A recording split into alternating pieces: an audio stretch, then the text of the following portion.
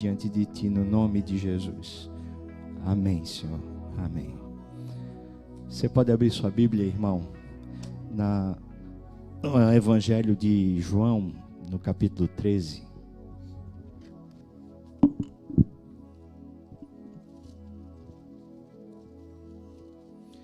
Nós vamos ler a partir do versículo 1 até o versículo 20. Evangelho de João, capítulo 13, desde o primeiro versículo até o versículo 20.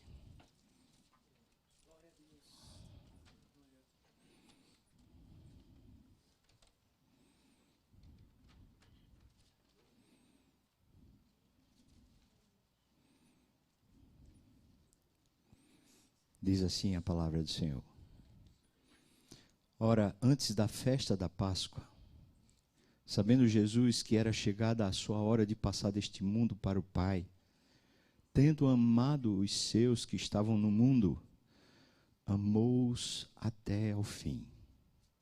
Durante a ceia, tendo já o diabo posto no coração de Judas Iscariotes, filho de Simão, que traísse a Jesus, sabendo Jesus que o Pai tudo confiara às suas mãos e que ele viera de Deus e voltava para Deus, levantou-se da ceia, tirou a vestimenta de cima e, tomando uma toalha, cingiu-se com ela. Depois deitou água na bacia e passou a lavar os pés aos discípulos e enxugar-lhes com a toalha que estava cingido. Aproximou-se, pois, de Simão Pedro, e este lhe disse: Senhor, tu me lavas os pés a mim? Respondeu-lhe Jesus: o que eu faço não sabes agora, compreendê-lo-ás depois. Disse-lhe Pedro: nunca me lavarás os pés? Respondeu-lhe Jesus: se eu não te lavar, não tens parte comigo. Então Pedro lhe pediu: Senhor, não somente os pés, mas também as mãos e a cabeça. Declarou-lhe Jesus: quem já se banhou não necessita de lavar senão os pés. Quanto ao mais, está todo limpo. Ora, vós estáis limpos, mas não todos. Pois ele sabia quem era o traidor. Foi por isso que disse: nem todos estáis limpos. Depois de lhes ter lavado os pés, ele tomou as vestes e, voltando à mesa, perguntou-lhes: compreendeis o que vos fiz? Vós me chamais o Mestre e o Senhor, e dizeis bem, porque eu sou. Ora, se eu, sendo o Senhor e o Mestre, vos lavei os pés, também vós deveis lavar os pés uns aos outros. Porque eu vos dei o exemplo para que, como eu vos fiz, façais vós também. Em verdade vos digo que o servo não é maior do que o seu senhor, nem o enviado maior do que aquele que o envia. Ora, se sabeis estas coisas, bem-aventurados sois se as praticardes. Eu não falo a respeito de todos vós, pois eu conheço aqueles que escolhi. É antes para que se cumpra a Escritura. Aquele que come do meu pão levantou contra mim o seu calcanhar. Desde já vos digo, antes que aconteça, para que, quando acontecer, creiais que eu sou. Em verdade vos digo, quem recebe aquele que eu enviar, a mim me recebe. E quem me recebe, recebe aquele que me enviou. Amém. Vamos orar mais uma vez, irmãos. Já falamos contigo e te exaltamos e já pedimos ao Senhor que nos ensine um pouco mais. Mas mais uma vez, Senhor, eu me curvo diante dos teus pés e peço ao Senhor a sua misericórdia sobre a minha cabeça, que o Senhor me capacite, Pai. Mas também peço a sua capacitação para os meus irmãos. Quem de nós pode olhar para a tua palavra e entendê-la, senão por meio do teu Espírito? Então, por favor, unja aqui esse auditório, unja a cabeça, o coração dos meus irmãos, Pai, tanto quanto a mim. Nós oramos assim no nome de Jesus. Amém. Amém. Você pode sentar, irmão. Graça e paz. Amém. Amém, irmãos? Tá fraco ainda, né? Eu vou tentar de novo, ok? Graça e paz, irmãos. Amém. Amém. Deus abençoe você muito. Eu vou ao texto, mas antes de ir ao texto, eu só queria deixar aqui minha palavra de gratidão a todos vocês. Amanhã, se Deus permitir, eu estou voltando para minha terra. Eu vim passar aqui um mês, mais ou menos, para concluir o curso que eu estou fazendo lá no Brasil.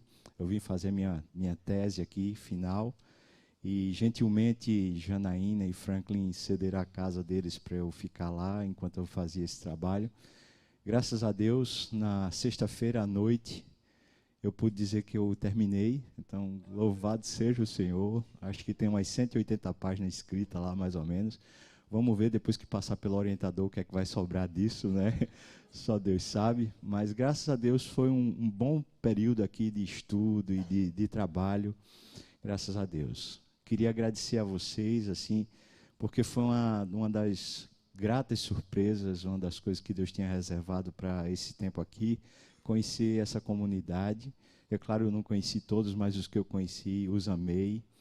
Um tempo muito bom da gente estar junto, de se conhecer. Muito obrigado. Obrigado a gente muito especial que me acolheu na sua casa, onde eu pude participar de algum momento de comunhão, pude comer junto. Júnior lá, levando a gente para Applebee's. Applebee's, né? Muito bom. Obrigado, Júnior. É muito bom conhecer o pastor Maurício. Obrigado, pastor. Que oportunidade rica e a confiança de entregar o púlpito, que eu sei como é complicado a gente fazer isso, e obrigado pela oportunidade. Obrigado aos demais irmãos todos, o pastor Jona, obrigado pela oportunidade aqui, sexta-feira, o pastor Demian também, os pastores de um modo geral, muito obrigado, está sendo muito bom. Obrigado, irmãos. A palavra que a gente leu é porque hoje é dia de ceia, e essa é uma das conversas da ceia. Eu tenho alguns estudos sobre as conversas que Jesus teve na ceia, e eu penso que essas conversas são, de certa forma, muito especiais para a vida da gente, porque são os últimos momentos que Jesus está tendo com seus discípulos antes de morrer. Os discípulos não estão muito cientes do que vai acontecer dali a algumas horas. Eles sabem, mas eles ainda não entendem.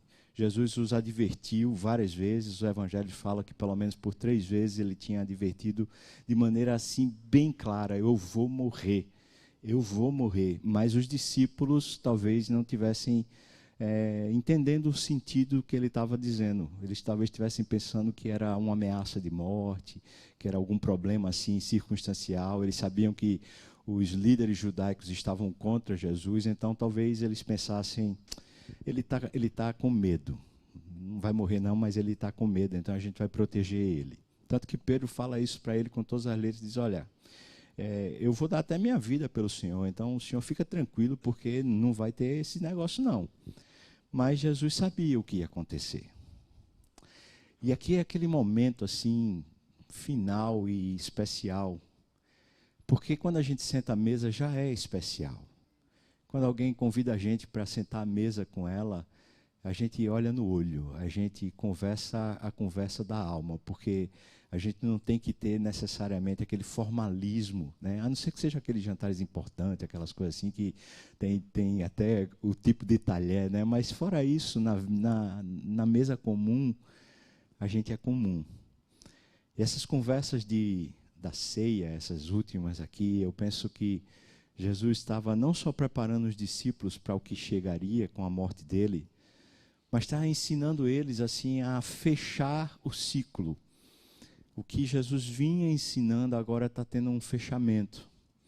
Eles, antes de chegar até essa ceia, o texto conta para a gente que, enquanto eles estavam de caminho para Jerusalém, naquela última semana, eles vinham conversando entre eles sobre qual deles seria o maior. Se você olhar lá em João capítulo 6, você vai ver que a multidão já está tão interessada em Jesus que está querendo torná-lo rei. A perspectiva, me parece, era que todo mundo agora estava entendendo que Jesus ia assumir um reinado físico, humano. E os discípulos, que estavam bem próximos, então estavam pensando assim, isso vai dar para a gente alguma coisa, né? A gente vai conseguir ter algum grau aí de recompensa de ter seguido Jesus. Então, a gente vai ter, talvez, posições privilegiadas e prestígio no reino que esse homem vai assumir. Então eles vinham conversando, não com Jesus, mas conversando entre si, aquelas conversas de bastidor, perguntando assim, olha, será que vai ser eu? Eu acho que eu mereço mais, porque eu sou talvez o cara mais eloquente, ou então sou o cara mais cabeça. Então, eles disputavam mesmo, eles estavam quase saindo na tapa enquanto eles conversavam, Jesus caminhando, um ficava distraindo Jesus com uma conversinha aqui de pé de orelha, e eles lá quase indo na tapa para saber quem era o maior, né? Uma das mulheres que era discípula de Jesus, que era tia de Jesus, que era mãe de 2 discípulos de Jesus, ela tem coragem, chega para Jesus no meio da conversa e fala assim, eu queria conversar com o senhor, pode ser? Ele disse, pode, pois não. E aí ela chega para Jesus e fala assim, é o seguinte, vê, a gente é família, a gente está em casa, você sabe que meus filhos jamais vão trair o senhor e que eles assim são gente boa. Eu queria que o senhor considerasse seriamente pegar os meus 2 filhos e pôr um à sua direita e outro à sua esquerda. O que é que o senhor acha? Tá certo? Podemos fechar aqui? E Jesus diz para ela e diz para eles, olha, vocês não sabem o que é que vocês estão me pedindo. Se vocês entendessem o que é que eu vou beber daqui a pouco, cálice da ira de Deus por causa do pecado do mundo, vocês não estariam me pedindo isso. E ele pergunta sem que ninguém entenda, ele pergunta assim, vocês estão prontos para beber o cálice que eu vou beber? E eles falaram, estamos. A gente bebe o que for para ter o reino, para ter conforto, para ter riqueza, para ter status. A gente bebe, amém, irmãos? Ainda bem que ninguém disse amém, né? Pois é, eles pensaram assim, rapaz, a gente está aí, o que for, para a gente conseguir chegar onde a gente quer, a gente faz junto. Eles não entendiam. E Jesus começa a ceia, veja. O texto de João 13 é o começo da ceia. Eles entraram no cenáculo, o lugar que eles tinham reservado para isso, que na verdade Jesus não tinha combinado, mas tinha dito que seria esse lugar, e esse lugar era o lugar então. Eles chegaram lá, eles se sentaram ao redor da mesa. Você sabe que a mesa naquele período era uma mesa bem baixinha, que ficava a mais ou menos 1 palmo do chão, um pouco mais de 1 palmo do chão, e que as pessoas se deitavam, elas ficavam encostadas no cotovelo, e elas se serviam com apenas uma das mãos, e botavam seus pés para longe da mesa. Mas aqui a gente está com pelo menos 13 pessoas ao redor da mesa. E quando eles entraram, ninguém lavou os pés. Isso quer dizer que os pés estão na altura da mesa, a poeira e a sujeira dos pés pode contaminar os alimentos. Mas ninguém limpou os pés. E tem mais, nenhum deles achou que era o menor para poder lavar os pés dos outros. Essa é uma tarefa dos escravos. Na verdade, nas casas, ou o menor, ou seja, o filho mais novo, lavava os pés, de quando chegava das ruas, lavava os pés, ou então o escravo. Essa era a tarefa do menor dentro de casa. Era o costume. Na hora que você entrava em casa, você, antes de entrar, aqui, tira o sapato, não é assim? Ou não? Na maioria das casas, né? Você chega, tira o sapato, porque para não sujar. Inclusive, eu fiz uma besteira, né, Franklin? Eu sujei lá o carpete. Pois é. Então, aqui você tira o sapato e aí você entra. Naquela época, na hora que você entrava, um serviçal, ou o filho mais novo, então ele deitava água numa bacia, lavava os seus pés, enxugava seus pés, e você então entrava descalço para andar dentro de casa. Assim era o costume. Mas ninguém fez, porque eles estão disputando quem é o maior, eles não estão disputando quem é o menor. Eles não estão aprendendo a ser servo, eles estavam querendo, era uma vida com Jesus que fizesse eles serem grandes, fazerem eles serem cheios de status, cheios de poder, mas eles não queriam ser como Jesus, que sendo cheio de glória, se esvaziou e assumiu a forma de servo e foi reconhecido em figura humana. Eles queriam usar Jesus para uma estratégia de poder, para uma estratégia de riqueza. Eles não queriam se assemelhar a Jesus, que sendo rico se fez pobre para abençoar muitos. Então eles entram e se sentam. Jesus faz questão de se sentar. Fica lá, como tipo assim, esperando para ver se alguém vai tomar iniciativa. Mas ninguém toma iniciativa. Então ele pega, se levanta e tira a sua túnica. Essa expressão que está aqui, a parte de cima, é a túnica. Acontece, irmãos, que naquela época, não, acho que isso não vai escandalizar ninguém, mas naquela época não existia roupa íntima, não existia cueca, né? Sei lá como é que vai chamar, zorba, sei lá, não existia. Então é o seguinte, quando você tira a parte de cima, adivinha o que é que tem embaixo? Nada. Então ele ficou nu na frente desses meninos aqui. É claro que não está havendo nenhuma imoralidade aqui. Ele está se despindo mesmo. E isso é uma vergonha. Uma vergonha para todo mundo, não para ele. Então ele pega uma toalha, ele se cinge, deita água na bacia, e os caras estão deitados ali na beira da mesa, e ele vai nos pés de cada um e ele começa a lavar os pés. Vai lavando os pés. Eu não consigo nem entender, assim, é tão constrangedor que só em pensar eu já fico com angústia no meu coração de pensar o Senhor da glória lavando meus pés. Você imagina que constrangimento. Está lavando os pés, está lavando os pés. Pedro, que talvez seja o mais estabanado, fala assim, não, peraí, isso aqui está demais, eu não aguento esse negócio. Jesus, para, por favor. O Senhor não vai lavar meus pés, não. Lava de quem o Senhor quiser, mas o meu não. E Jesus fala assim, você não está entendendo, Pedro. Não está entendendo, não. Esse negócio aqui tem a ver com estar junto. Tem a ver com ter parte um com o outro. Estou querendo dizer para você, eu tenho parte com você, cara. Você é especial para mim. É por isso que eu quero lhe servir. É por isso que eu quero me entregar por você. Porque você é especial para mim. Eu amo você. Você não está entendendo o que eu estou fazendo. Aí Pedro fala, se é assim, então faz o seguinte, me dá um banho. Ele falou, você está limpo. Você não entende, você está limpo. Eu só estou lavando seus pés para dizer para você que é assim que a gente vai viver. É assim que a gente vai ser forte. É assim que a gente vai crescer. É nessa disposição que a gente vai fazer. Depois ele diz, olha, vocês não entenderam o que eu fiz. Eu sou o Senhor, eu sou o mestre, vocês afirmam isso. E eu sou mesmo, eu sou o Senhor de vocês, eu sou o mestre de vocês. E eu fiz isso para deixar um exemplo, para que vocês aprendam a viver assim. Porque quem envia é maior do que o enviado, mas quem é enviado vai em nome de quem o enviou. E é por isso que eu agora quero que vocês, como enviados, vão no meu nome, vão na minha prerrogativa, vão no meu estilo e não no estilo de vocês. Mais ou menos isso que a gente acabou de ler, essa é a história do texto. Agora, por favor, volte suas vistas ao texto, porque eu queria elencar, a partir dessa história, uma série de lições que o texto vai trazendo para a gente, que são tão ricas. Logo no primeiro versículo diz que ele amou. Essa história é uma história de amor. Tendo-os amado, amou-os até o fim. Ele amou esses que estavam no mundo. Então, posso dizer uma coisa para você, mas com muita certeza no coração, Jesus ama aqueles que são dele e estão no mundo. O amor de Cristo não vai se efetivar apenas quando a gente estiver fora daqui, mas quando a gente já está aqui. Eu preciso lembrar a você que o que toca, o que faz a nossa vida ir para frente, o que faz a gente ser impulsionado no caminho, não é a gente ter responsabilidade diante de Deus.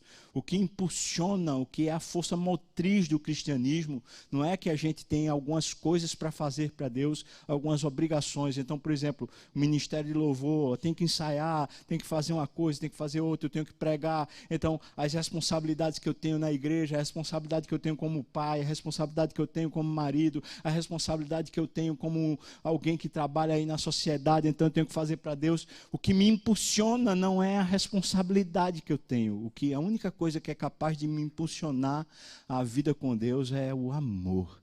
Mas não é o amor que eu tenho para ele, é o amor que ele tem por mim. Por isso eu falo para você, um cristianismo muito pobre é aquele daquela pessoa que não se sente amada por Deus, que não consegue viver uma vida de gratidão, porque a gratidão não é uma maneira da gente falar, a gratidão é uma maneira da gente sentir, é quando a gente se sente amado por Deus. E se sentir amado por Deus não tem a ver com Deus fazer ou não fazer o que a gente gosta, tem a ver com a gente crer que Ele é bom conosco.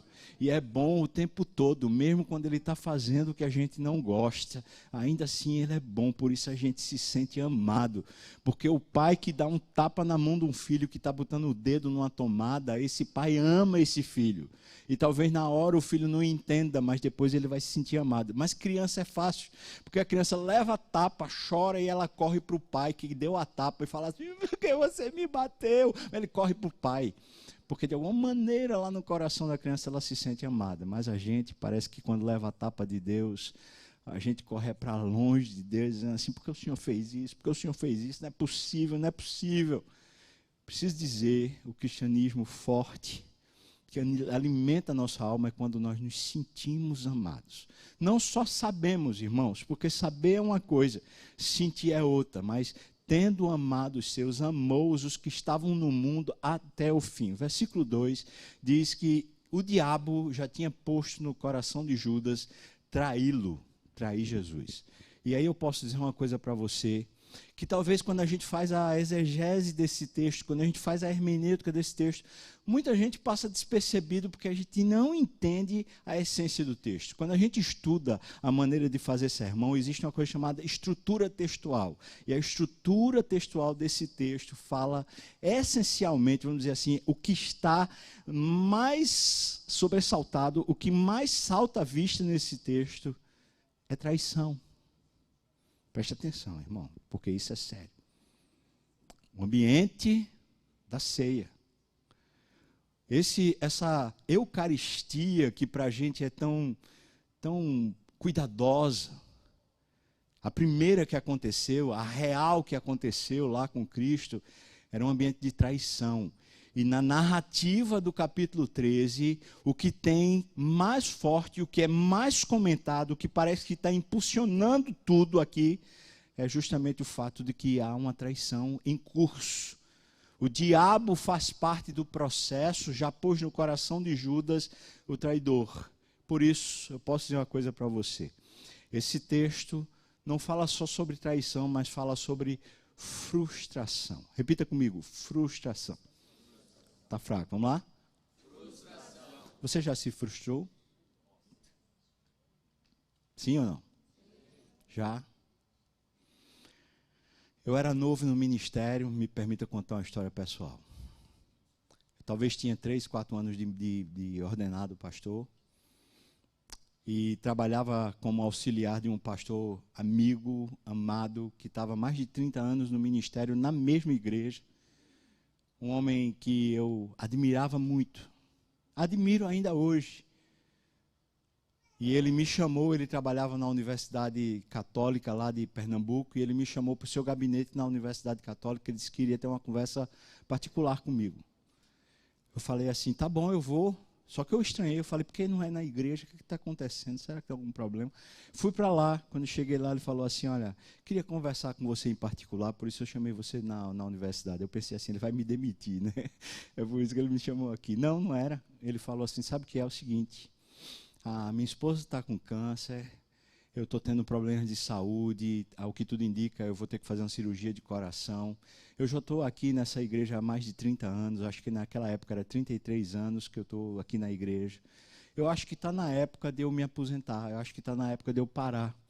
E eu queria dizer para você, você é meu pastor auxiliar, você trabalha com jovens, eu queria dizer para você que já está tudo certo. Eu falei, é tudo certo? Está tudo certo. Como assim está tudo certo? Ele falou, é que eu já falei com um pastor que vai assumir o meu lugar, e eu só queria contar com você para ser o pastor auxiliar dele. Aí deixa eu fazer aqui um parêntese. No sistema presbiteriano do qual eu faço parte, não é assim que funciona. No sistema presbiteriano, quem elege o pastor é a igreja. Quem elege o pastor não é o outro pastor. Não há uma sucessão pastoral do tipo assim, eu quero que você fique no meu lugar e eu ponho você no meu lugar. no sistema presbiteriano é, se eu vou sair da igreja, a igreja elege um novo pastor, que pode ser um que eu indique, mas pode ser outro completamente diferente. Eu falei para o pastor que estava conversando comigo assim, eu falei, ô pastor, o senhor já conversou com o conselho da igreja? Ele pegou e falou assim para mim, não, mas já está tudo certo. Eu falei, como é que está tudo certo se o senhor não conversou com o conselho? Porque na igreja presbiteriana o conselho é responsável por convocar a eleição e o conselho é o responsável por todo o processo eleitoral. Não o pastor, mas o conselho.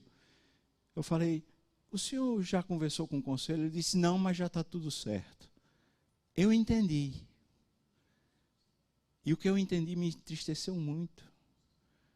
Eu entendi que já havia articulações, conchavos, trocas de interesse. E eu me senti manipulado, eu pensei assim, esse cara está querendo me colocar. Porque naquela época havia 500 jovens na igreja, eu era pastor de 500 dentro da igreja. E tinha 500 votos se eu ficasse do lado. Então eu falei, esse cara está querendo me usar. Eu saí da Universidade Católica, assim, ele falou assim, posso contar com você? Eu falei, pastor, eu vou orar. Não sei não. Eu fui para casa, irmãos, eu estava tão triste. Só Deus sabe como eu cheguei em casa. Eu cheguei em casa, eu me deitei na janela da casa, assim, na parte de baixo, né, no chão, olhando pela janela, eu conseguia ver a lua. Era de noite já. E eu fiquei deitado olhando para a lua e chorando. Decepcionado. Frustrado. Fala, não é assim para ser assim, não, a igreja não é para ser assim. Não era para ser assim, não era para ser assim. Esse pastor, eu amo ele, esse pastor é o pastor da minha infância, é o pastor da minha adolescência. Eu amo esse cara, não era para ser assim, não era para ser assim. Eu falava, Deus, o que é que está acontecendo, Senhor? Não é para ser assim, não é para ser assim. Eu sei, irmãos, que a lua fez todo o seu giro, o sol nasceu e eu ainda estava naquela janela, frustrado. Frustrado. Aquilo me marcou. Você tem marcas de frustração? Sim? Sim ou não? Você tem marcas de frustração. Frustrações, quando elas são fortes, elas nos marcam. Elas nos marcam profundamente. Aquela frustração foi estranha e muito grande. Um ano depois, eu não estava mais naquela igreja. Eu aceitei um convite para pastorear a igreja do interior.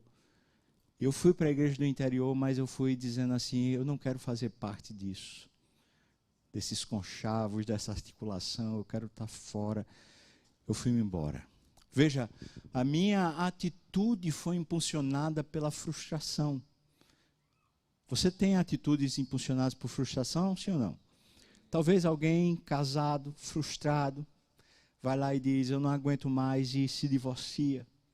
Talvez alguém na igreja, servindo, acontece alguma coisa, se frustra e fala assim, rapaz, eu não quero mais servir, ou então não quero mais a igreja. Talvez alguém lá no seu trabalho, com muito empenho, muita dedicação, mas não é reconhecido, não tem um mérito, não tem um processo lá, seja monetário, ou seja o elogio, ou seja simplesmente a pessoa chegar junto, você fala assim, eu faço tanto, eu me esforço tanto, eu me dou tanto, e não tem reconhecimento, esse negócio aqui não está chegando, então estou frustrado. A frustração move a gente, não o amor. Presta atenção, irmãos. Jesus diz, eu amo, eu amo, eu amo.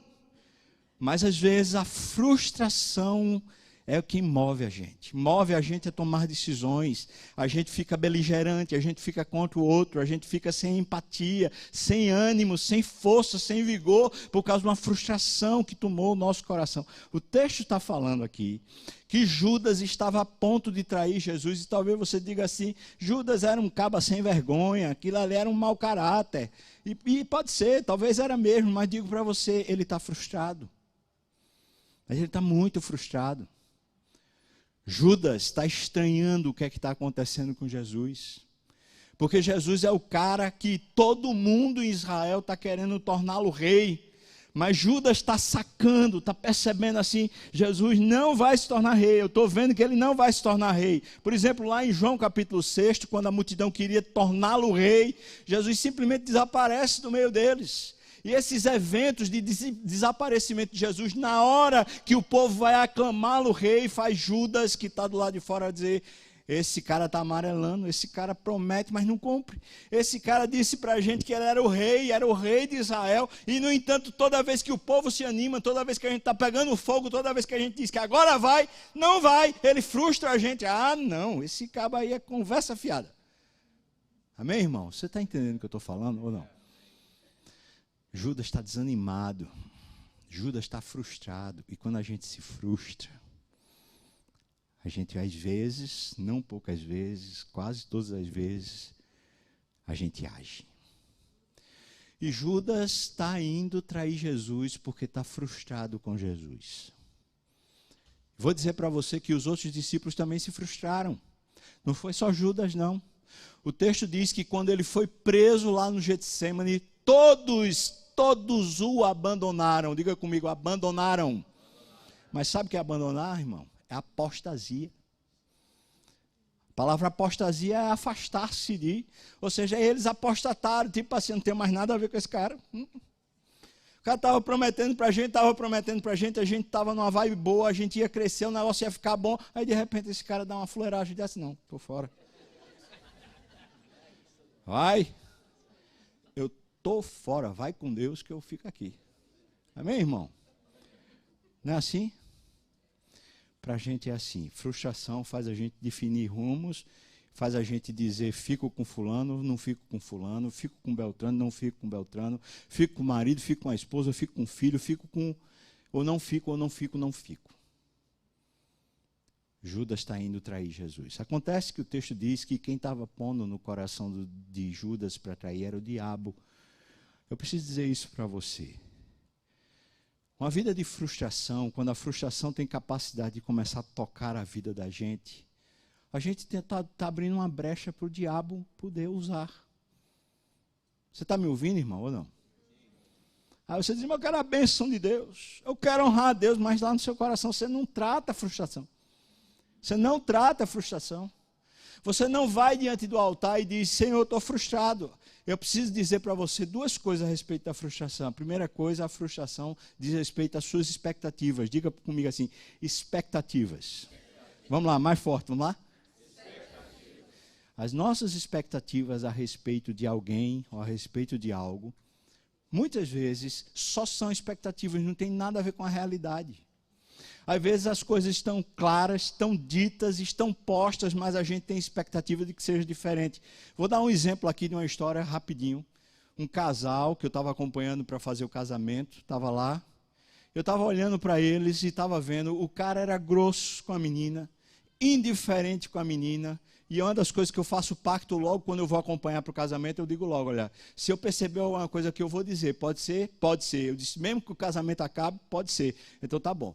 Eu vou acompanhar para o casamento, então no noivado eu posso dizer o que for, porque se tiver de acabar, acaba logo antes de cometer o erro e se casar. Amém, irmãos? Tá bom assim? Joia, vamos caminhar. A gente foi caminhando. Cara grosso, indiferente, aproveitador. A menina tinha dinheiro, a menina tinha condição, o cara queria ser um playboy. Enquanto a menina trabalhava o dia todinho, ele pegava a bicicleta e ia lá para o calçadão do Boa Viagem, na beira-mar, e ficava lá e flertando e não sei o quê, e tomando sorvete. E eu falei: esse cara é um aproveitador miserável. Eu cheguei e falei assim: vem cá, queria conversar com você. Eu falar assim, eu vou falar na cara, tá bom? Falar assim para você: ô cara, tu não ama ela não. Tu tá te aproveitando. Tu faz isso, isso, isso. Isso é que vocês me contaram isso. Tu não ama essa menina não. Quando tu deveria estar protegendo ela e abençoando ela, tu não ama essa menina, cara. Como é que tu vai casar? Agora deixa eu falar contigo, moça. Tu tá sendo enganado. O cara era bonitão, irmão. Você está entendendo, não? O cara era bonitão, o cara é 1,90 m, todo malhado, bonitão, galegão. Tipo assim, o Thor, tá ligado? Tá, aquele negócio, cara bonitão. E a menina não era feia, mas também não era... Aí ela falou assim: eu vou ter Thor na minha vida, amém? Só que o tetó era pagando um preço alto, porque o cara não amava ela. Eu falei assim, ô minha filha, deixa eu dizer uma coisa para você. Esse cara não lhe ama, não. Esse cara não lhe ama. Você paga uma vida que ele quer ter e aí ele está se beneficiando disso. Acaba esse negócio. Ah, não, pastor, não, eu amo. Vai ter jeito. Eu falo, vai ter jeito como? Não, vai melhorar, eu sei que vai melhorar. E o cara fala, vai melhorar. Eu, tá bom, cabra, sem vergonha. Eu falei assim, a decisão é de vocês, eu não vou impedir ninguém de casar, não. Quer casar, casa. Casaram, irmãos. 2 meses depois, eles estavam lá no meu gabinete. 2 meses depois do casamento. Pastor, a gente queria dizer para o senhor que a gente está desfazendo o casamento. Porque lá na lei brasileira, depois de 2 meses, ainda pode desfazer sem necessariamente precisar de um divórcio. É como se nunca tivesse casado. Se a gente queria desfazer o casamento, queria falar para o senhor que o senhor tinha razão. Mas olha, irmão, deixa eu dizer uma coisa para você. Eu estou falando aqui para você. Quando eu olhei para eles, eu vi o cara parecia que tinha, tipo assim, tinha acabado de surfar, assim. Estava numa boa, irmão. Está acabando o casamento, entendeu? A menina estava um trapo.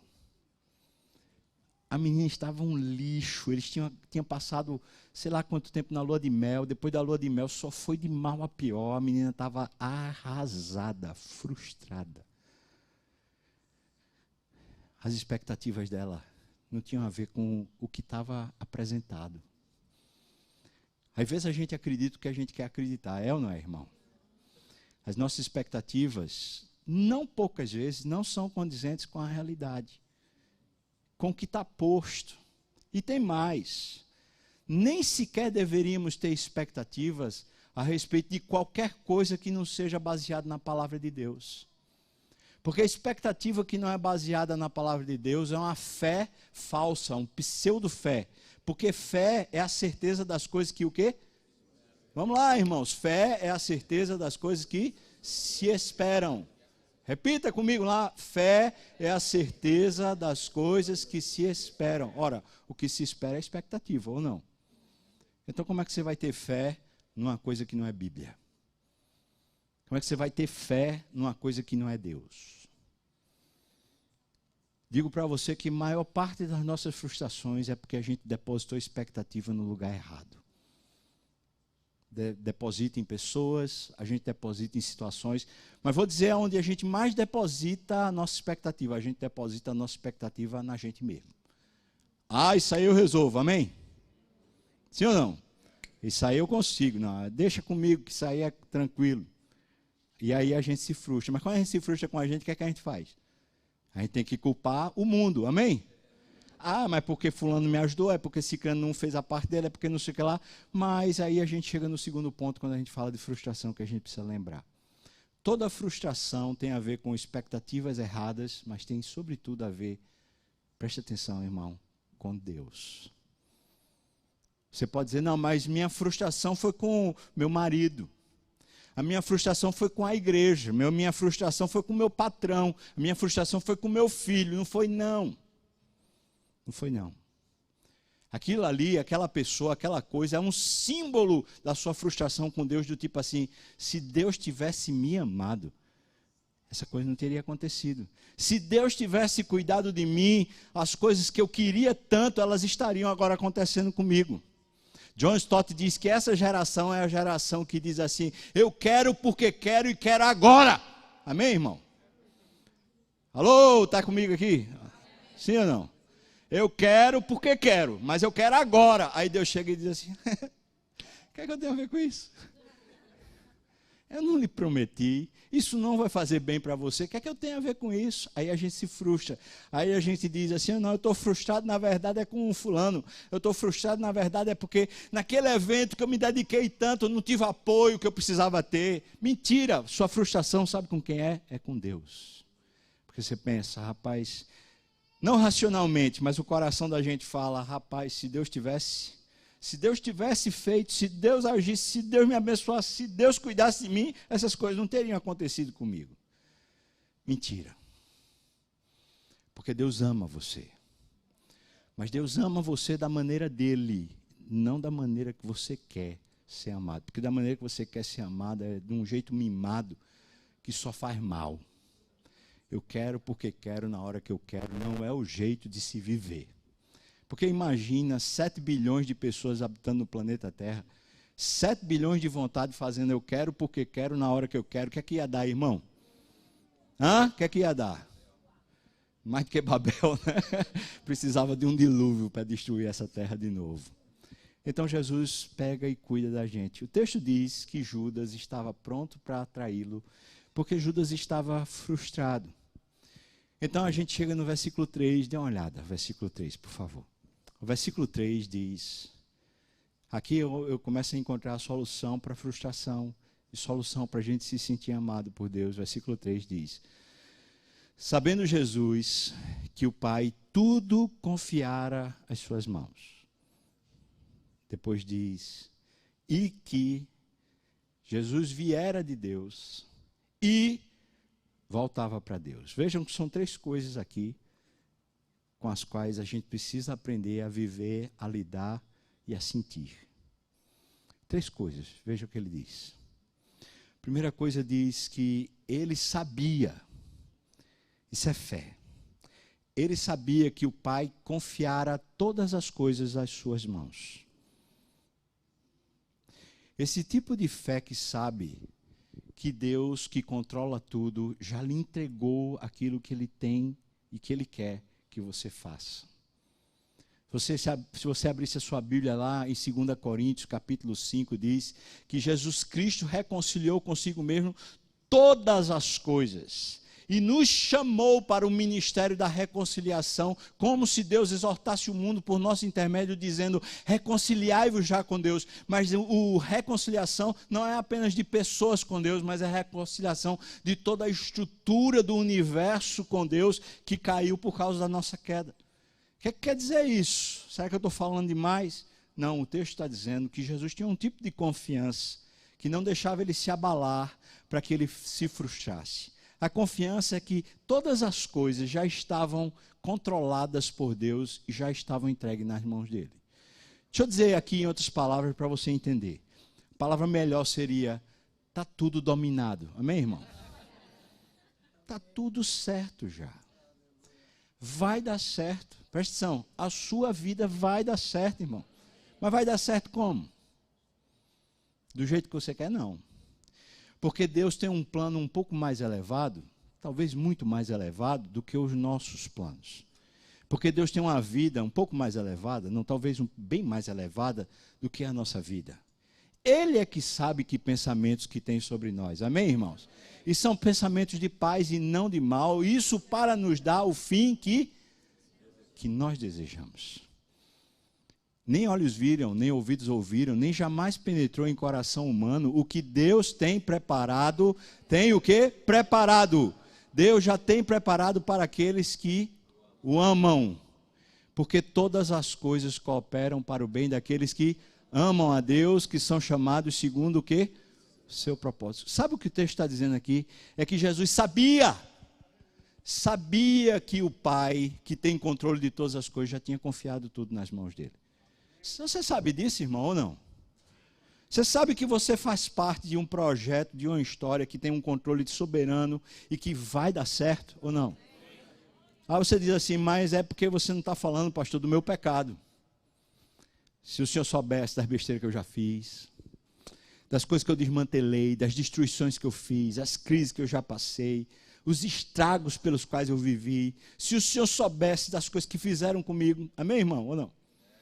Ah, você não sabe não, pastor, o que é que meu pai já fez comigo, a indiferença que eu já sofri. Eu sou um vencedor porque fui eu que dei a volta por cima, fui eu que fiz, fui eu que aconteci. Não, irmão, preste atenção. Livre-se de um conceito errado. Você precisa aprender a crer que é o Pai que tem a sua história nas suas mãos e que já confiou essa história a você. Você está entendendo? Não.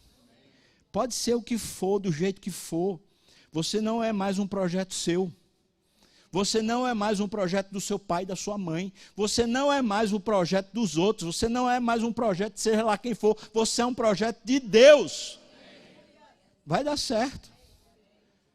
Nos seus planos talvez não vão dar certo, mas a sua vida vai dar certo, que é projeto de Deus. Está lá escrito em Filipenses, capítulo 1, versículo 6, que Cristo vai operar em nós a sua salvação, porque aquele que começou a boa obra em vós, há de completá-la até o dia de Cristo. Amém ou não, irmãos? Então, se vocês receberam a Cristo, do jeito que receberam a Cristo, andem em Cristo, não se desviem dele, mas sigam no processo dele. Não percam essa meta que é Jesus Cristo. Mas o texto diz mais duas coisas. O texto diz que ele sabia que tinha vindo de Deus e também sabia que ele voltava para Deus. Isso aqui se chama meta-história ou metanarrativa. Por favor, repita comigo, vamos lá. Meta-história. Vamos lá, mais alto. Meta-história. Agora, metanarrativa. Ok. Se você fosse dar o seu testemunho sobre a sua vida, como você contaria a sua história? Eu vou dizer assim, em rápidas palavras a minha. 23 de junho de 1971, eu nasço lá em Recife, Pernambuco. Eu nasço do seguinte pai e seguinte mãe, Antônio Batista Simões, Eliane José de Almeida Barros Simões. Filho de sertanejo, filho de uma recifense, herdeira de português, meu pai herdeiro, já falei aqui, herdeiro de sangue índio e de sangue sertanejo. Eu nasço numa casa onde existe muito amor, muita pobreza, mas as coisas vão se encaminhando para o bem, até que aos 10 anos da minha vida, meu pai resolve sair do emprego que estava muito bem, obrigado, vai fazer o seu próprio projeto, tudo dá errado e a gente passa ali um período de muita escassez e muita miséria. A minha vida vai se desenhando em cima disso. Quando eu estou ali na minha adolescência, irmão, pessoal, na adolescência, justamente quando eu queria aquela camisinha de marca, aquela camisa assim para poder usar, com um negocinho aqui assim para todo mundo ver, não é bom ou não? Aquele negocinho, eu queria aquele tênisinho, porque eu gosto de jogar, eu queria aquele tênisinho para jogar, eu queria, sabe, aqueles negocinho do adolescente, eu queria ir para o cinema, eu queria ir com a menina para poder a gente fazer um lanche, eu não tinha não. Tinha não. Isso vai desenhando a minha história. Como é a sua história? Como é? Como é que foi desenhada a sua história? Está aqui comigo ainda? Você nasceu quando? Quais foram os fatos que começaram a marcar a sua história? Que foram desenhando suas impulsividades, seus desejos, suas frustrações. Qual é a sua história? Tem história ou não? Tem? O que foi que aconteceu quando Jesus entrou na sua história?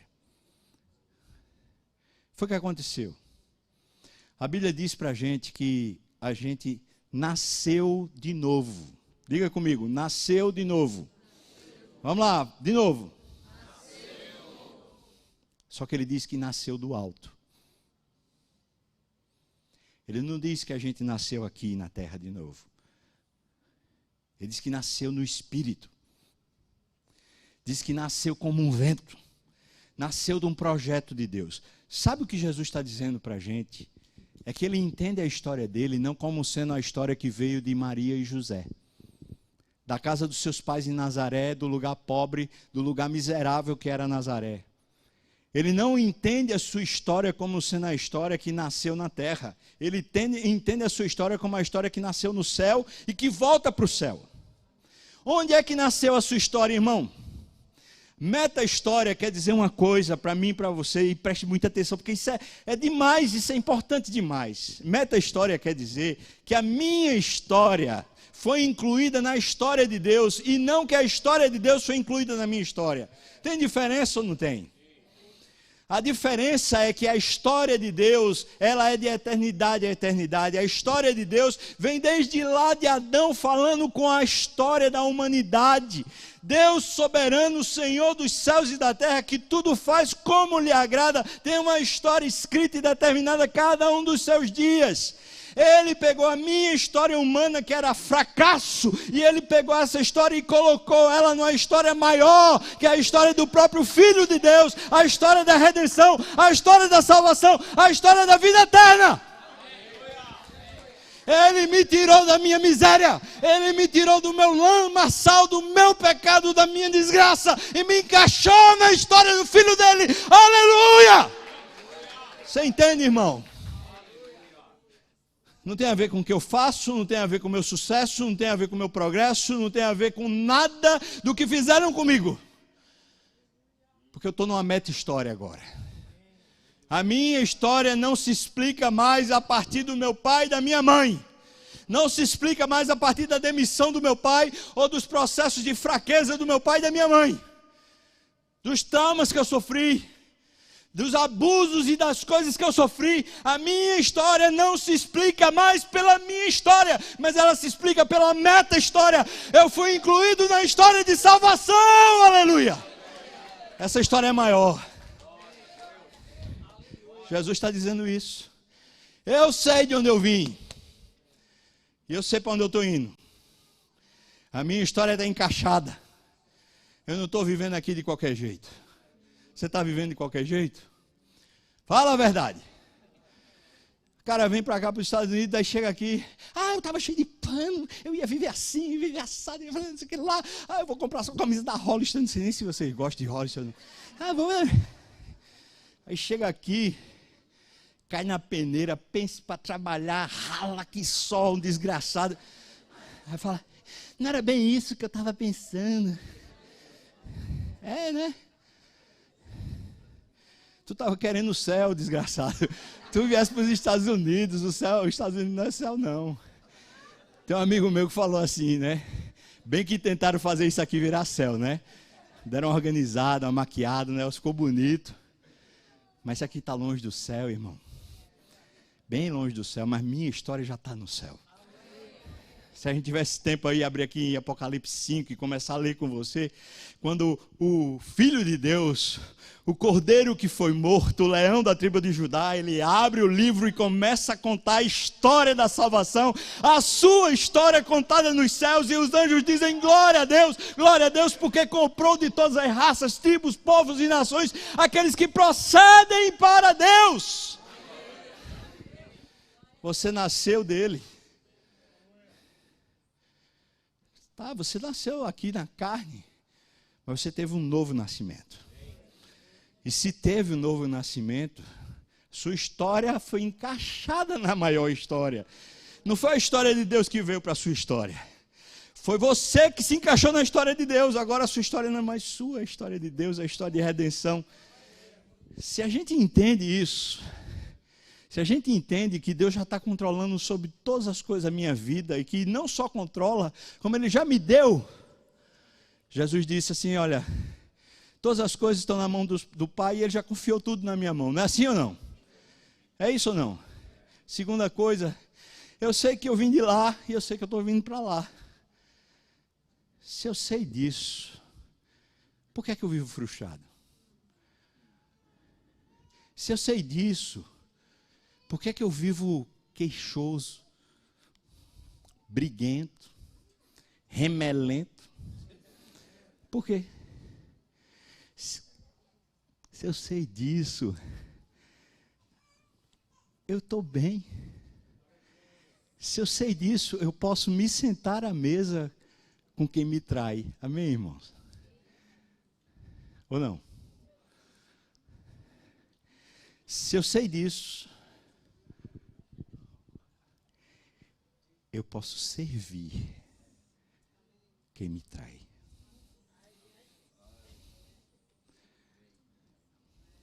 Isso é cristianismo, irmão. Os maiores no reino são os que servem. Os maiores no reino não são os que são servidos. Deus vai fazendo assim, Ele vai amadurecendo você. Está aqui comigo ainda ou não? Você nasce de novo, Ele vai amadurecendo você. Às vezes com carbureto, né? Vai, miserável, amadurece, tu demora, vai, toma um pouquinho aí, né? Bota um negocinho ali, uma pressão aqui, outra ali, uma situação, outra, e vai amadurecendo você. Para que Ele amadurece você? Para que você cresça. Mas para querer crescer, para servir. Você não amadurece para mandar, não no reino. Porque a sua vida é de Deus, a sua vida não é sua. A vida está determinada, a vida está no altar. É Deus quem manda, você não manda em nada, irmão. Ou manda. Você cresce, sabe para quê? Para servir. Quanto mais cresce, mais serve. Quanto mais cresce, mais serve. Quanto mais cresce, mais serve. E manda em quê? À medida que você cresce, mais você vai aprendendo a não mandar mais em nada. Nada. Deus, eu queria tanto que minha família desse certo. Mas, Senhor, ela é tua. Eu não sei nem o que é que significa dar certo, Senhor. Porque dar certo para mim é isso, isso e isso. Mas o que é dar certo para o Senhor? O que é? Deus, eu queria tanto que meu emprego desse certo, mas o que é dar certo? Alô, o que é dar certo? Queria tanto que a minha igreja desse certo. Mas o que é dar certo? A igreja é tua, é. Alô? Ei, pastor. Desculpa, mas eu acho que Deus me chama de Fubá, tá, irmãos? Eu sei que meu nome é Antônio Sávio, mas eu acho que meu nome lá no céu é Fubá. É assim que eu aprendi desde pequenininho ser chamado pelo meu pai. Você sabe o que é fubá, não sabe? Fubá é aquela comida de milho que lá no Brasil não vale nada. Eu sou exatamente isso, uma comida de milho que não vale nada, mas que pode ser servida em qualquer mesa, né? Ou não, do pobre, do rico, de quem se... Pronto, pode ser servido em qualquer... Eu sou fubá. Vez por outra, Deus tem que chegar no meu pé de orelha e falar assim, fubá, já está tomando uma igreja para você, é miserável. Dá um puxãozinho de orelha assim, leve. A igreja é minha, tá lembrado? Tem hora que Jesus fala mais grosso. Chega junto e fala assim, ei, tá flertando com minha noiva, é?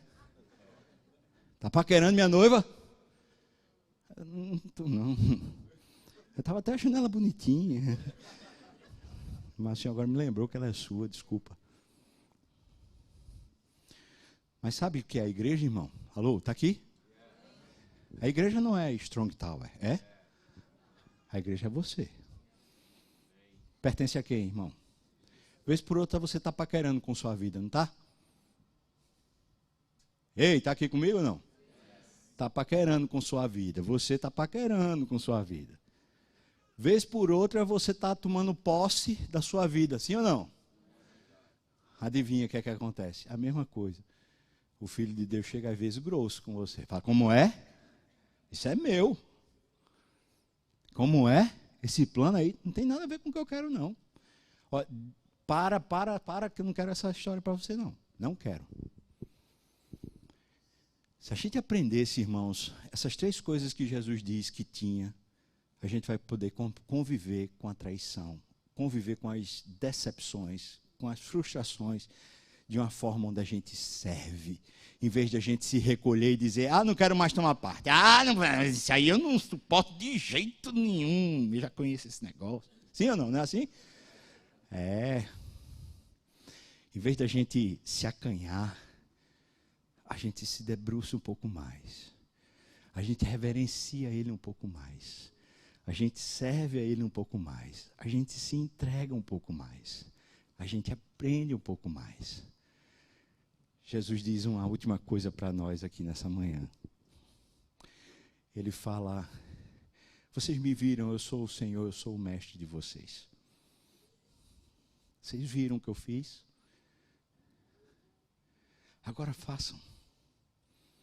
Eu tenho certeza, irmãos, que Jesus não estava falando sobre lavar os pés, literalmente. Eu tenho certeza que Jesus estava falando sobre essas coisas que acontecem na vida da gente, que vão frustrando a gente, vão apequenando a vida da gente, tornando a gente cada vez mais medíocre, cada vez mais escanteado. A gente vai se ressentindo e vai ficando distante, se ressentindo e ficando distante. Jesus está dizendo assim, olha, se vocês me viram como eu agi diante da frustração, viram como eu agi diante do traidor, viram como eu agi quando vocês estavam disputando a respeito de quem era o maior de vocês, vocês estão vendo como eu ajo? Eu, em vez de disputar com vocês, eu sirvo. Eu me humilho. Façam o mesmo. Vão lá, façam o mesmo. Marido está à luta. Esposa meio indiferente. A esposa meio que com rumo próprio. Cabeça cheia de... Está difícil. Está frustrado. Está pensando em besteira? Se humilha, cara. Se humilha diante da poderosa mão de Deus para que Ele em tempo oportuno vos exalte. Te humilha. Esposa está difícil. Marido ausente. Dono do pedaço. Um mamão, mas parece que quer ser uma jaca, né? Só quer ser grandão e forte. Um mamão não faz nada. É ou não é? Está difícil, mulher? Hein? Se humilha. Serve. Pai, está difícil ter um bom relacionamento com os filhos. Ah, mas eles é que tem que me obedecer. É verdade. Mas a sua frustração está impedindo você de vê-los como Deus os vê. Se humilhe. Filhos, está difícil dar obediência aos pais. Você nem entende do jeito que eles falam. Que tal se humilhar? Que tal?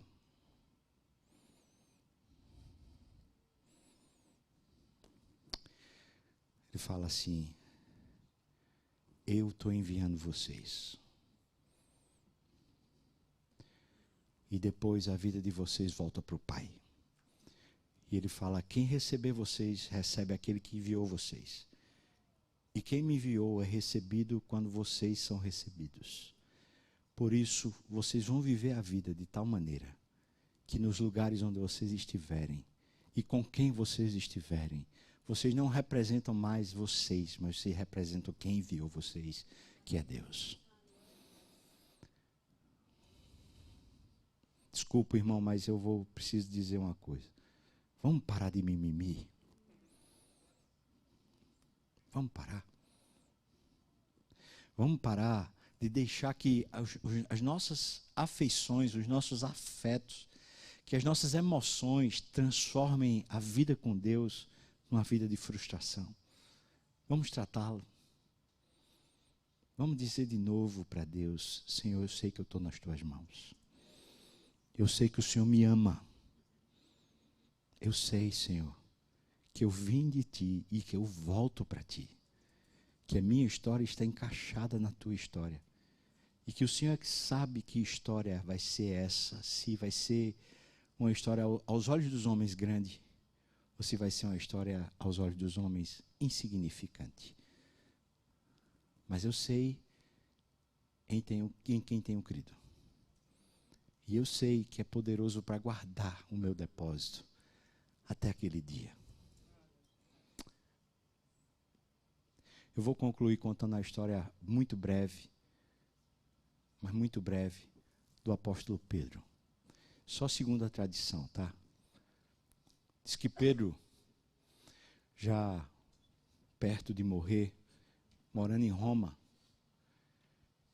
sofrendo ameaças constantemente, os amigos, os cristãos, falaram: Pedro, você é um dos esteios da igreja, um dos pilares.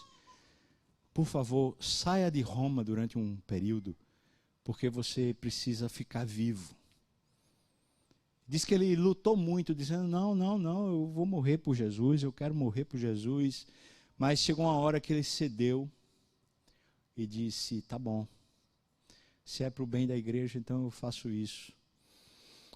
E ele sai de Roma. No caminho que ele sai de Roma, diz que ele se encontra com Jesus. Quando ele se encontra com Jesus, Jesus está vindo para Roma enquanto ele está saindo de Roma.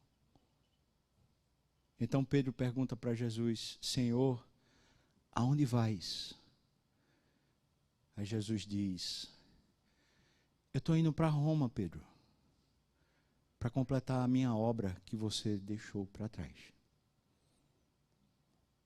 Diz que Pedro se ajoelha aos pés de Jesus e fala: perdão, Senhor, eu esqueci que a minha vida é tua.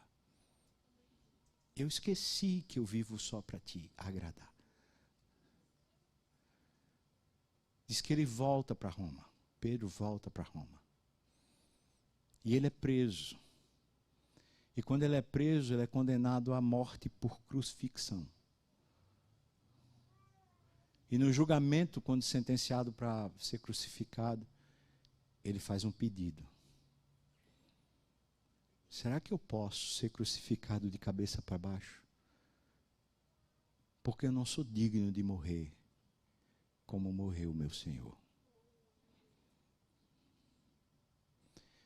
O que é que você está fazendo com a vida que é de Deus, irmão? Para onde você está indo? Talvez hoje no culto, Jesus chegou junto de você para dizer, aonde você está indo? Volta para viver a vida dele. Amém? Você pode dizer para o Senhor, eis-me aqui, Senhor. Faça o que o Senhor quiser da minha vida. Pode fazer o que quiser da minha vida. O preço foi pago e a salvação chegou. Ele libertou do pecado e do cativeiro, lhe deu uma nova vida, a vida dele. Nós vamos ouvir e participar dessa música. Depois o pastor Maurício nos abençoa aqui com a oração.